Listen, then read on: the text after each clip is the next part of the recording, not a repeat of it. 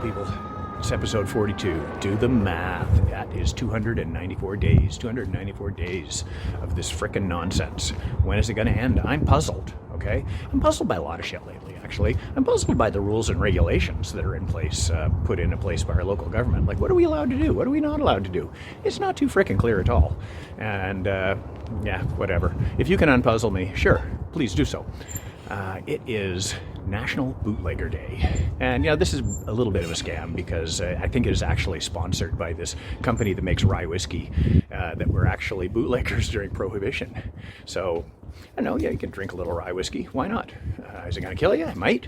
I think not, coincidentally. It's also El-Kabong's birthday, okay? El-Kabong, there's a character, highly quotable. I mean, just for example, he said, you'll get a lot further in life with a smile and a gun than you will with just a smile. Anyway, Al also, social commentary said that capitalism is the racket of the ruling classes. And, you can see that all around. This is what happens when you put criminals in charge of the business of the government. But hopefully we're past all that. Maybe, who knows. Anyway, it's also Steve Earle's birthday. So Steve, righteous dude, he suffered some loss lately, so my hearts go out to him. And, we've all seen Steve a million times. Hopefully we'll see him again one day when all this nonsense is over. It's also Jim Carrey's birthday. Now, people have mixed ideas about Jim. Some people hate him, some people love him. You can love him for Ace Ventura, you can love him for Dumb and Dumber and The Grinch and all that stuff. But this week, we love him because he was the Riddler. Riddle me this, riddle me that. Who's afraid of a big black bat? Well, riddle me this, beautiful people. I'll tell you, we're going to do some riddles this week on the He Mistook Her for a Swan Emergency Broadcasting System, episode 42. Hang on.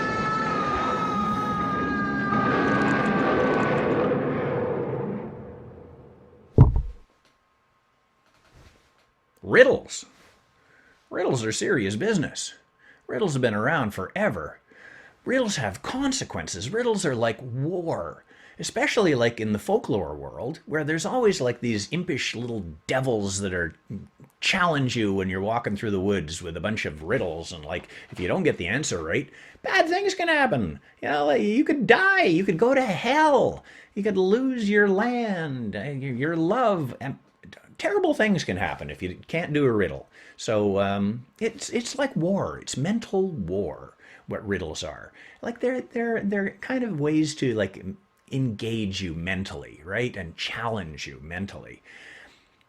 I was checking out what's going on up there in Finland, for example. The Finnish people are mad about riddles. They have like categorized in their national library over 100,000 riddles because this was the national pastime in the olden days before television. People would just sit around and challenge one another to riddles.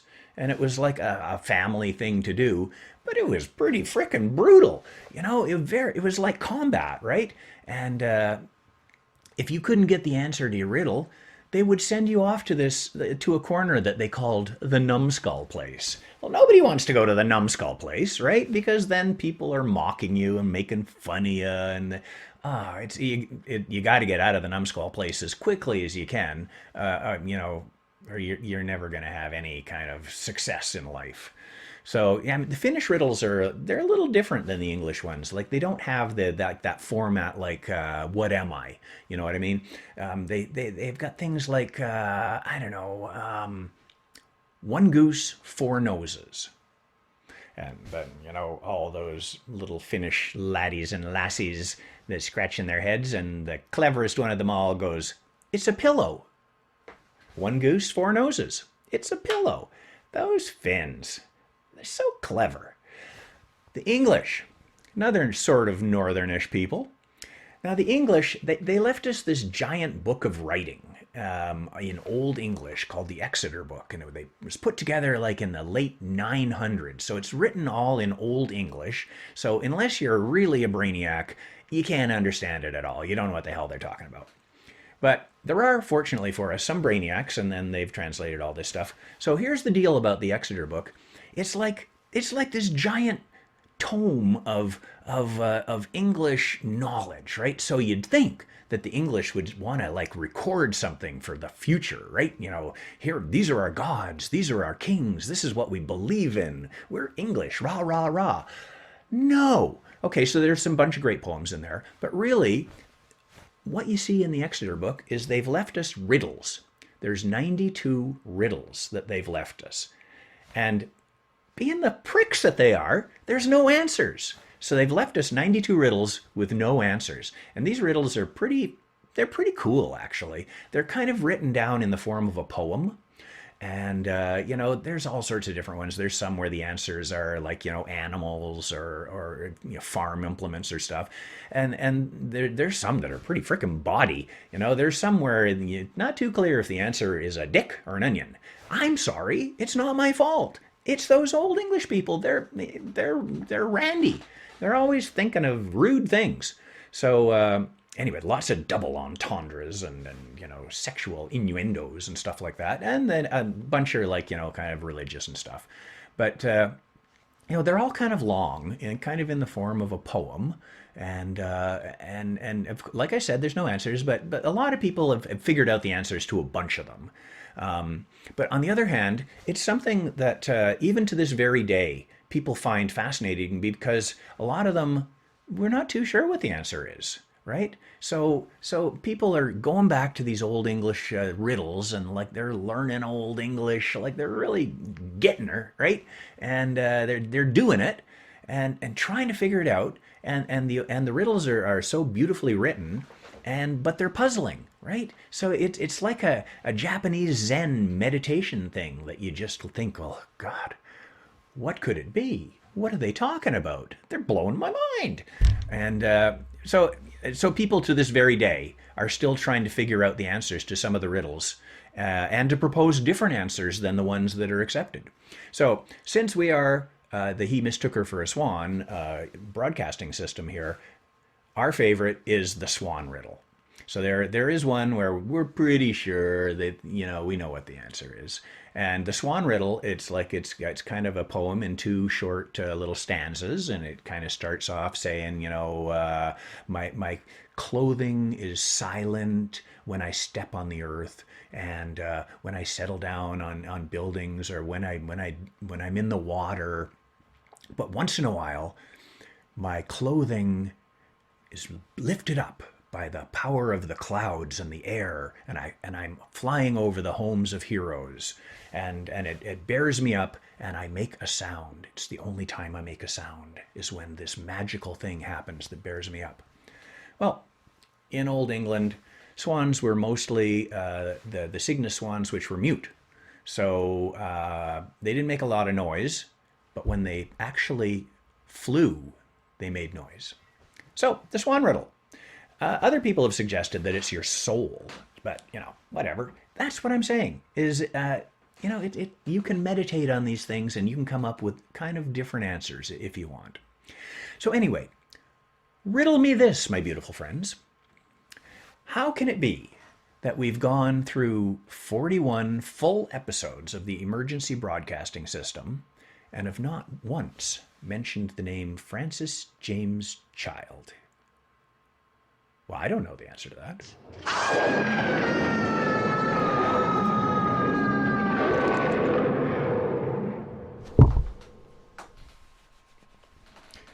Heavens to Moigatroid.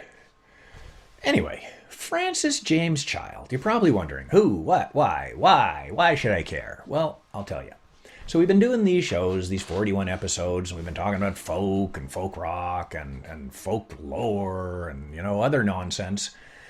And we've been gently mocking our friends, the ethnomusicologists. And rightfully so. Okay? They deserve it. But I think it's time that we put on our big boy pants and our big girl pants, and we grew up and we took a look at the great granddaddy of all the ethnomusicologists. So Francis Child, back in the second half of the 1800s, put together this book, and he called it the English and Scottish Popular Ballads. And he compiled this group of 305 traditional songs.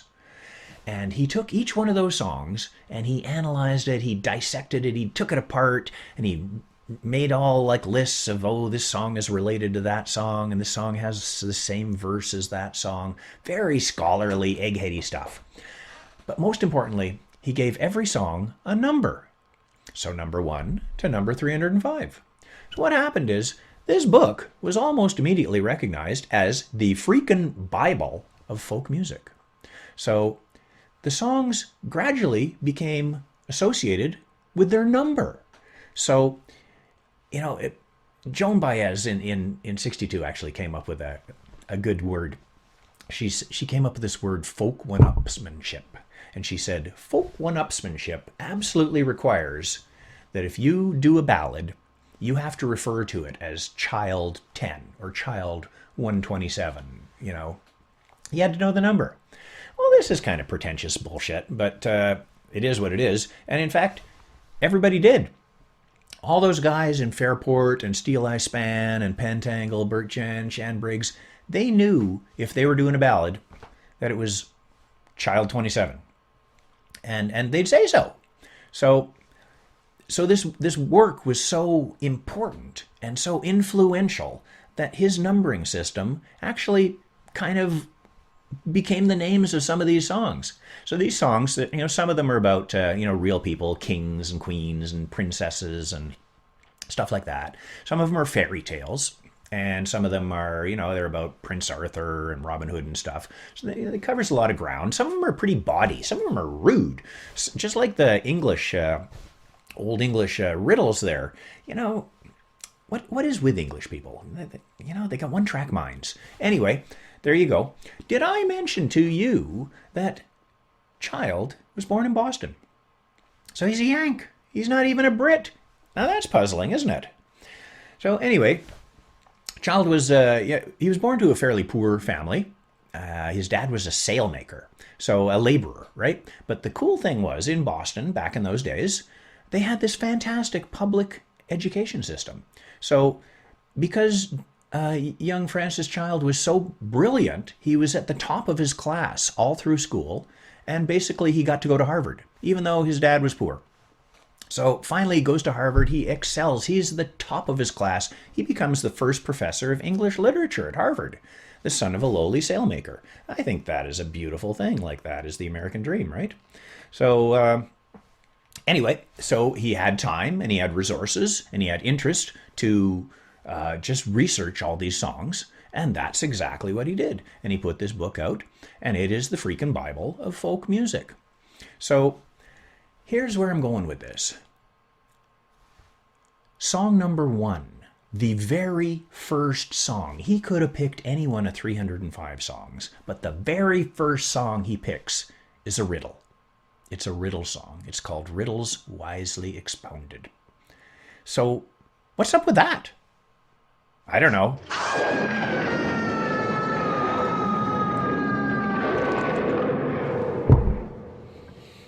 Great horny toads. Anyway, Child Ballad number 1. It's a riddle. Riddles Wisely Expounded. So it is number 1. It's Child 1, okay? There's a bunch of different versions, but I'll give you the general lay of the land, okay? So there's a lady walking through the forest, and she runs into the devil. Now you can imagine, this sucks, right? She's thinking, oh, fuck, it's the devil. Now what? So the devil is going to test her soul, right? And he's going to do that by asking her a bunch of riddles. And if she gets any of them wrong, she's going to hell. Okay, well, that really sucks, but she's a clever lass, and she gets all the answers right. So she doesn't have to go to hell. There's another version where the devil kind of gets downgraded just to a regular guy. And, I'm sure there's a lot of you out there that will say, what's the diff, right? But anyway, there's this regular guy. He comes to the farmhouse or the castle, whatever it is. And there's 3 sisters. So this version's called the 3 Sisters. And he knocks on the door. The first sister, the oldest, lets him in and locks the door with a silver pin. The second sister makes up a bed for him. And the third sister sleeps with him. So you can well imagine that if you are a traveling salesman, this is the door you freaking want to knock on, right? So anyway, the next morning, they wake up, and the youngest sister looks at him and says, okay, now you slept with me. Are you going to marry me? And the man, the suitor, the devil junior, says, well, no, not exactly. I will, but you have to answer these riddles first, correctly. or I won't. And so he asks her a bunch of riddles, but she's also a clever lass, and they get married and live happily ever after, and all that shit, right? So that's another version of it. There's another version of it just called the Riddle Song, okay? And you might even know this song. So it was done by Sam Cooke, way back in the day. It was done by Carly Simon, Joan Baez. It was done by Anne Margaret in a film, right? And it's the one, you know it, right? It's the one that goes, I gave my love a cherry without a stone. I gave my love a chicken without a bone. I gave my love a ring without an end. I gave my love a baby with no crying.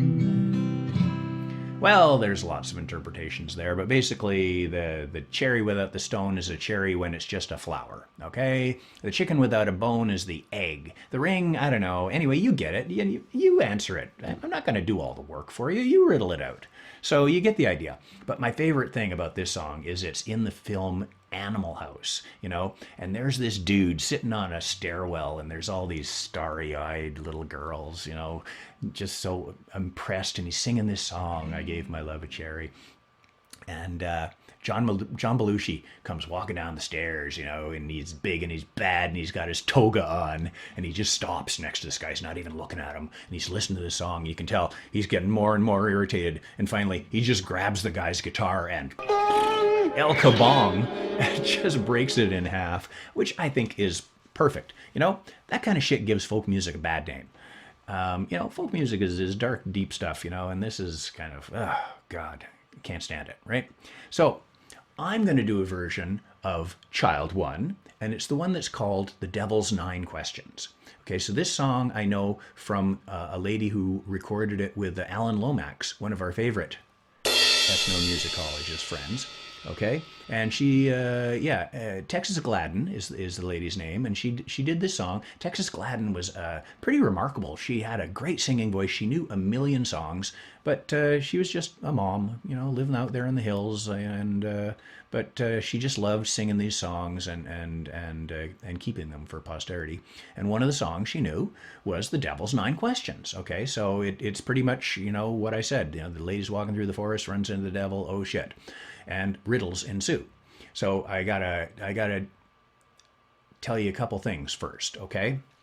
So you might count them up and say, wait a minute, there's only 8 riddles.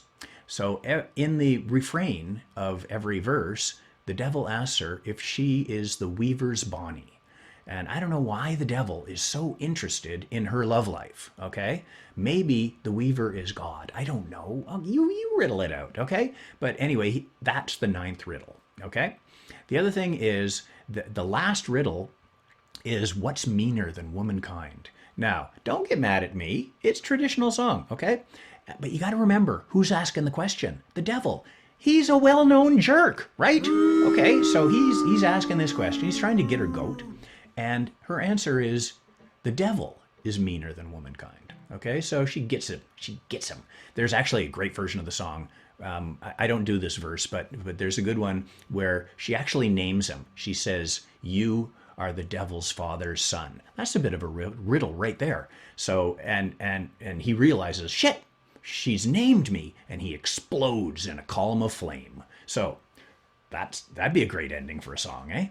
Anyway, the devil's 9 questions. So here it is. Riddle me this. You guys be good. And what is your favorite color?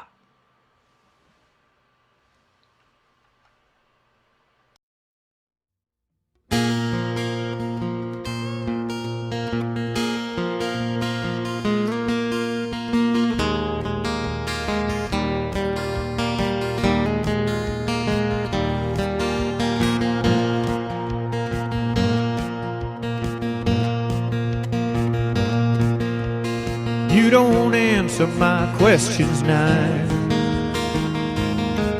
Sing 99 to 90. I'll take you off to hell alive. And who's the weaver's Bonnie?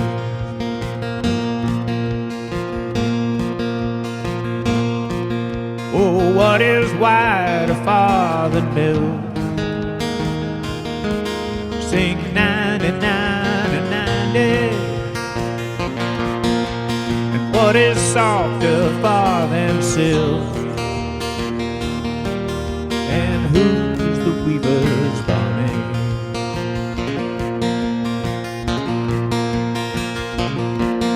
Oh, snow is whiter far than milk. Sing 99 and down is softer far than silk. And be the weaver's bonnet.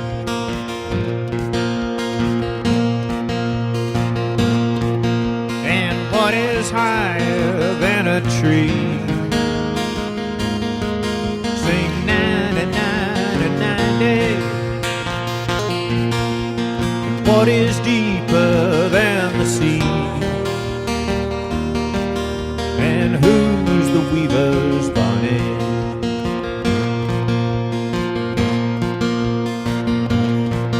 Well, heaven's higher than a tree. Sing 99 and hell is deeper than the sea. Weaver's bonnet.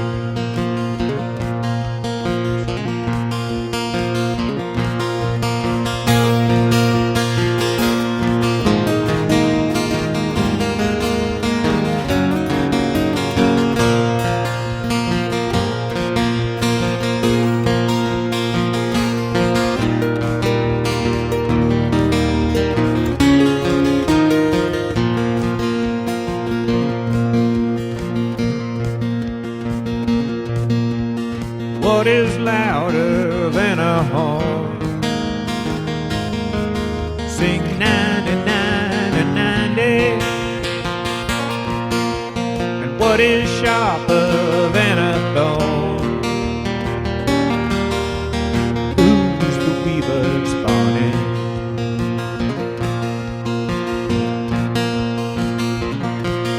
Well, thunder's louder than a horn. Sing 99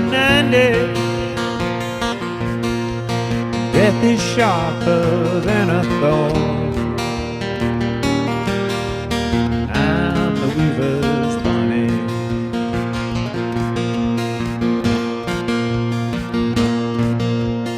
What's more innocent than a lamb? Sing 99 what is meaner than womankind? And who's the weaver's bonnet?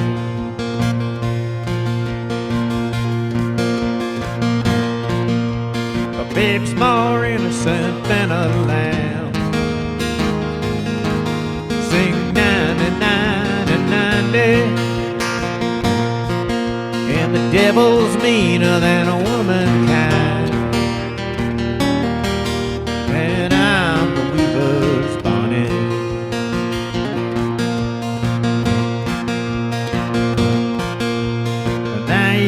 Answered my questions now. Sing 99 you are God's, not one of mine.